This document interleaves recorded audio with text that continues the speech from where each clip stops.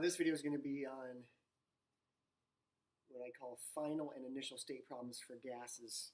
Okay, so remember, gases have the ability to expand and contract much more than solids and liquids do based on temperature changes and pressure changes. So these problems, we're going to do the little proportion that we've kind of determined over time here. So remember, we talked about PV over NT is a constant. So pressure times volume divided by N is the number of moles divided by temperature. That ratio is a constant for gas. It's called the ideal gas law. And if you multiply those and divide by these, you always get 0.0821.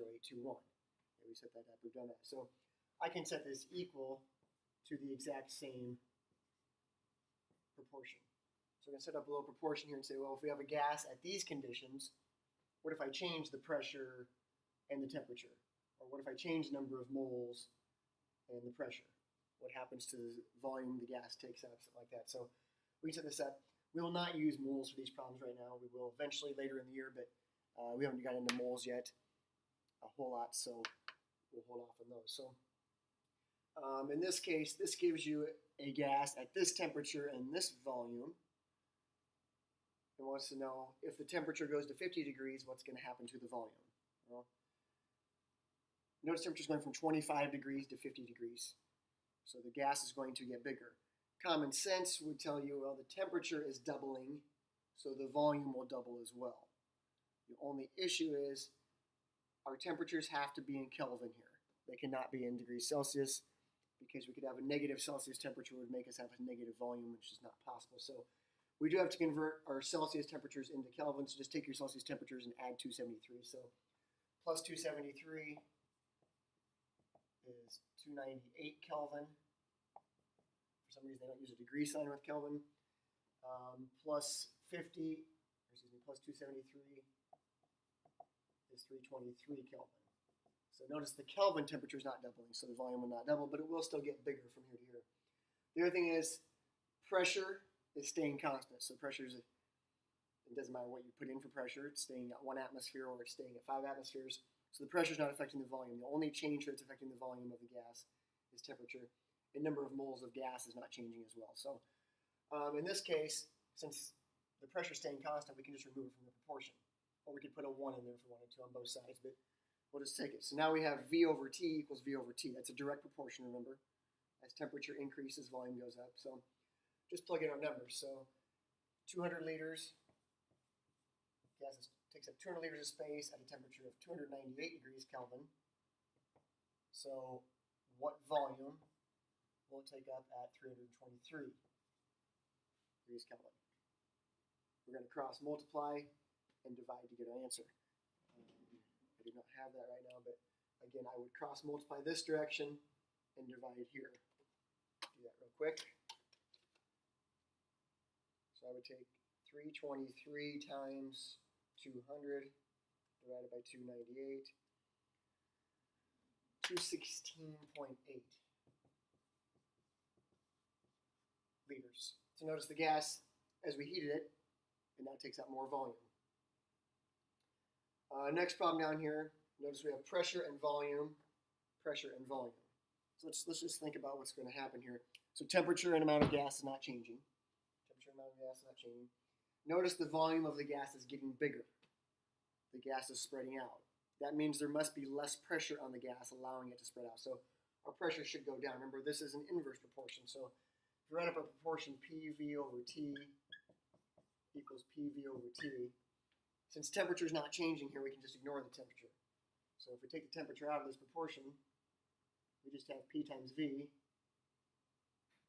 equals P times V. Again, that's an inverse proportion. So I would say, well, so we got PV equals PV, so I'd say at 101 kilopascals, there's 20 liters of gas. So what pressure would it take for the gas to get to 30 liters? So I'm going to now multiply these two and divide by 30. So I want to get the variable by itself. So I'm multiplying here, dividing by 30. So, and again, 101 times 20 divided by 30 is 67.3. kilopascals. So we would have to decrease the pressure from 101 kilopascals to 67 kilopascals to get the volume to go up by that much. I'll show you one more quick problem here. This one's going to have pressure, volume, and temperature involved.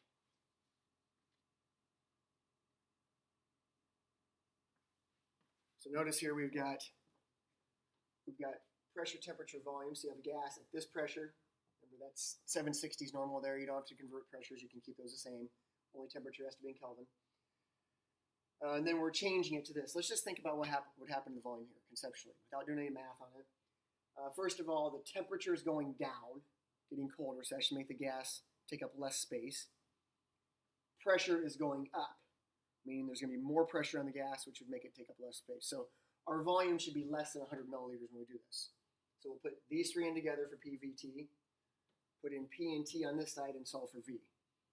So I'm going to go 745, that's our pressure, times the volume is 100, over our temperature, which is already in Kelvin, 293. So there's that. We'll set it equal to the other side. Equals 760 is our pressure. Trying to find the volume, so that's my V.